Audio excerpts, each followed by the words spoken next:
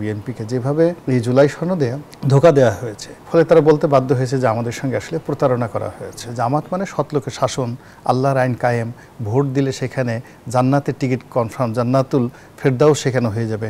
আওয়ামী লীগ সারা জীবন তাদেরকে রাজাকার আলবদর বলে যে অপমান করার চেষ্টা করেছে, তার সাথে 100 গুণ অপমান এই গুপ্ত দল বলা। তার সাথে জামাতের কোনো একটা নেতা যদি আসতেন, তার সাথে কোলাকুলি করতে তারা খুব আনন্দ পেতেন, খুব আমোদ পেতেন, এবং কোলাকুলি করার পরেই তাদের একটা অনুভূতি আসতো যে শরীরের ভিতরে একটা জান্নাতি ভাব চলে আসে, আতর লেগে গেছে। দাড়ি পাল্লাতে সিল মেরে সংসদে এসে আলহামদুলিল্লাহ বলবে, এবং সঙ্গে সঙ্গে বিএনপির যারা মনোনয়ন বোর্ডে ছিলেন তাদের জান্নাত কনফার্ম হয়ে যাবে।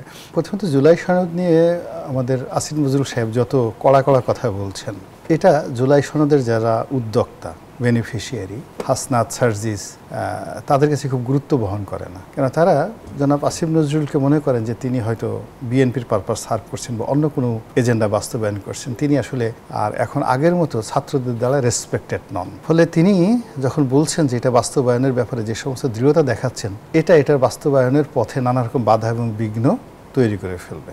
গেল এক। 2 নম্বর হলো যে এখানে এই যাকে বলা জুলাই সনদ নিয়ে এনসিপির মধ্যে, জামাতের মধ্যে এবং বিএনপির মধ্যে যে অবিশ্বাস শুরু হয়েছে, যে অনাস্থা শুরু হয়েছে, সরকারের সঙ্গে যে অনাস্থা শুরু হয়েছে, এটা খুব সহসা যাবে না।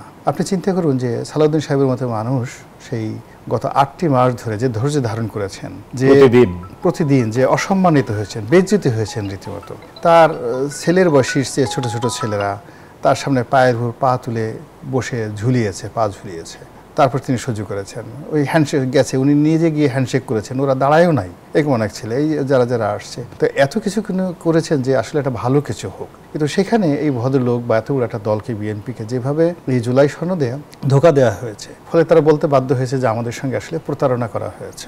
যে কথাগুলো বলা হয়েছিল, লেখার কথা বলা হয়েছিল, সেই কথাগুলো লেখা হয়নি, আর যে কথাগুলো লেখার কথা ছিল না সেই কথাগুলো অন্তর্ভুক্ত করা হয়েছে।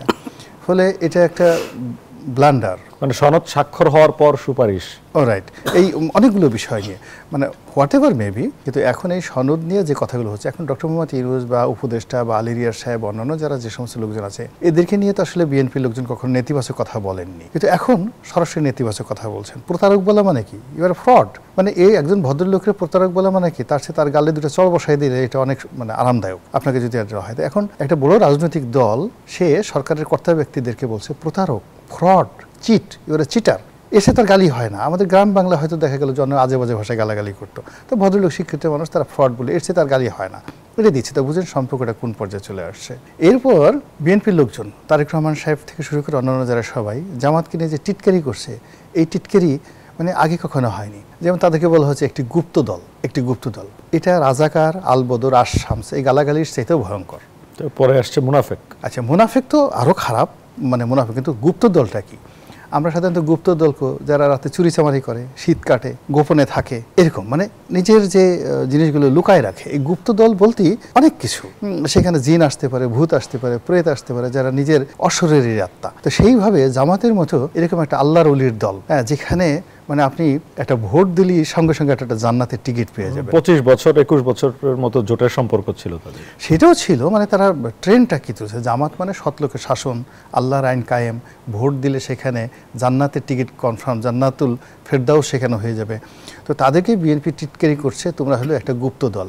তোমরা এই গুপ্ত দলের মধ্যে গুপ্ত কথাটার সঙ্গে যা যা জড়িত সেটা আপনি সেই চারিত্রিক স্খলঙ্ঘন বলেন, কিংবা যে কোনো সম্পদ হরণ বলেন, শীত কাটা বলেন, তারপরে আন্ডারওয়ার্ল্ড বলেন, তারপরে শেষে গুপ্ত রাজনীতি বলেন, হোয়াট এভার মেবি। সেহেতু বিএনপি যে কথাটা বলছে অ্যাজ এ হোল গুপ্ত কথাটা বলছে, এটা গুপ্ত দল, এটা খুবই খারাপ। মানে এর চেয়ে জামাতের আর অপমান হয় না।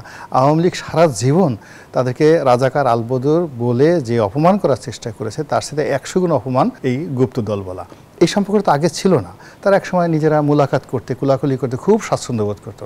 আপনি বিএনপির একটা বড় নেতা, তার কাছে যদি আরেকটা কর্মী আসতো বা আরেকজন এমপি আসতো, ধরেন মান্নান ভূঁইয়ার কথাই চিন্তা করি, বা ধরেন আব্দুল সালাম তালুকদার, তো তার কাছে যদি আরেকজন এমপি বা মন্ত্রী আসতেন, একটু আসেন স্যার আপনার সাথে একটু কোলাকুলি করি, তার সাথে জামাতের কোনো একটা নেতা যদি আসতেন, তার সাথে কোলাকুলি করতে তারা খুব আনন্দ পেতেন, খুব আমোদ পেতেন, এবং কোলাকুলি করার পরেই তাদের একটা অনুভূতি আসতো যে শরীরের ভিতরে একটা জান্নাতি ভাব চলে আসে, আতর লেগে গেছে।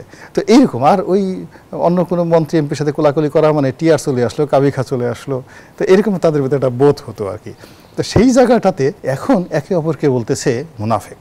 মুনাফিক মানে কি আবার জানেন তো না মুনাফিক না, আপনি মুনাফিক হলো মানে আমরা বাংলাতে যে শব্দগুলো বলি, আরবিতে যে মুনাফিক বলতে যেটা বোঝায় এটা খুবই খারাপ একটা শব্দ, যেটা আল্লাহর সাথে প্রতারণা করে, বান্দার সাথে প্রতারণা করে, নিজের সঙ্গে আত্মপ্রবঞ্চনা করে।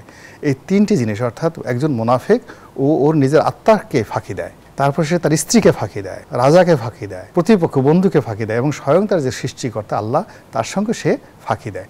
এই এতগুলো মানে সেই ফাঁকি দেওয়ার যে তার অনুপম যোগ্যতা, এই অনুপম যোগ্যতা যখন একত্র হয়ে যায় তখন সেটাকে আরবিতে বলা হয় মুনাফেক। তো সেই মুনাফেক এখন যারা তাদেরকে বলছে, এ তো এর সাথে যদি অন্য একটা প্রাণীর সাথে, নিকৃষ্ট প্রাণীর সাথে তাদের তুলনা করতে, যে তুমি অমুক প্রাণী, অমুক প্রাণীর জন্ম ইত্যাদি ইত্যাদি, যেটা অসভ্য মানুষ বলে, এর সাথে মুনাফেক গালিটা খুব খারাপ।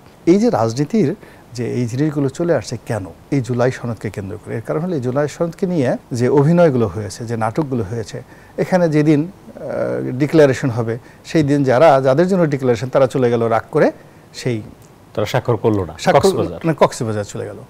আবার যেদিন ঘোষণা করা হলো সেই দিনও বোধহয় তারা সেখানে ছিল না। তা আবার দেখা গেল যখন সবাই স্বাক্ষর করলো, শেষ মুহূর্তে ওরা ধরে নিয়েছিল, সবাই ধরে নিয়েছিল জামাত বোধহয় স্বাক্ষর করবে না, কিন্তু জামাত গিয়ে সেখানে স্বাক্ষর করলো। মানে এখন যা কিছু হচ্ছে রাজনীতিতে, এটা বলতে গেলে অ্যাজ এ হোল মুনাফিকিটাকে রীতিমতো একটা ইনস্টিটিউশন বানিয়ে ফেলা হয়েছে। এখন আবার যে কথাগুলো শোনা যাচ্ছে, মানে কেউ কাউকে বিশ্বাস করছে না, কেউ কাউকে বিশ্বাস করছে না, জনগণকে সবাই ফাঁকি দিচ্ছে। যেমন যে অভিনয়গুলো হচ্ছে, আমরা কিন্তু এখন এগুলো বিশ্বাস করতে পারছি না। যেমন বিএনপি 63টা সিট খালি রেখেছে, খুঁজে খুঁজে আপনি দেখেন যে যেখানে জামাতের বড় বড় নেতা আছে সেখানে দেয়নি। আবার ধানমন্ডির মতো জায়গাতে দেখা গেল সেখানে একজন এনসিপি নেতাকে দেওয়া হবে, এজন্য সেখানে মানে ব্যারিস্টার অসীমের মতো লোকে মনোনয়ন দেওয়া হয়নি। আবার ওই যে মিরপুরে এস এ খালেক সাহেবের ছেলে সাজু, মানে তার জীবন যৌবন সব শেষ করে দিয়েছে মূলত এই দলটার জন্য, কিন্তু সেখানে দেখা গেল তুলি নামক এক ভদ্র মহিলাকে দিয়েছেন কি জন্য, যে তিনি মায়ের ডেকে সেই অনুষ্ঠান করতেন, এবং তাকে ছাড়া আরমানের সঙ্গে, ব্যারিস্টার আরমানের সঙ্গে কম্পিট করা যাবে না। এখন দেখেই মনে হচ্ছে যে ব্যারিস্টার আরমানকে ওখান থেকে সংসদে আনার জন্য বিএনপির একটা রেড সিগন্যাল আছে, যে তাকে আনতেই হবে। মীর কাসিম সাহেবের ছেলেকে যে কোনো মূল্যে আনতে হবে, এজন্য সাজুকে নমিনেশন দেওয়া যাবে না। সাজু নমিনেশন দিলে ভোট হয়ে যাবে এবং সাজু জিতে আসবে। তো সেই তুলনায় যদি তুলিকে দেওয়া হয় তাহলে সে নতুন মানুষ, একেবারে কিছু বুঝেছে যে না, সে শুধুমাত্র এটি আছে, আরমান ওখানে মনের সুখে দাড়ি পাল্লাতে সিল মেরে সংসদে সে আলহামদুলিল্লাহ বলবে, এবং সঙ্গে সঙ্গে বিএনপির যারা মনোনয়ন বোর্ডে ছিলেন তাদের জান্নাত কনফার্ম হয়ে যাবে।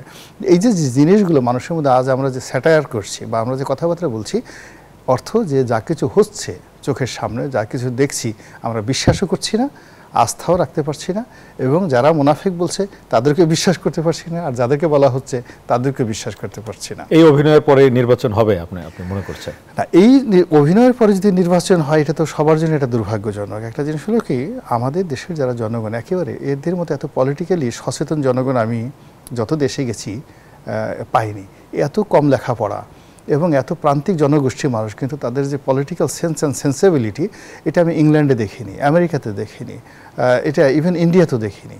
তো এই মানুষগুলো যখনই সুযোগ পাবে কোনো একটা প্রতারক, কোনো একটা দাম্ভিক, কোনো একটা যাকে বলা হয় দুর্নীতিবাজ, তাদেরকে শিক্ষা দেওয়ার জন্য, আপনি বিশ্বাস করেন যে এমনভাবে সেই শিক্ষাটা জনগণের কাছ থেকে আসবে, যেটা এখন যারা খেলছে জনগণকে নিয়ে তারা কল্পনাও করতে পারবে না।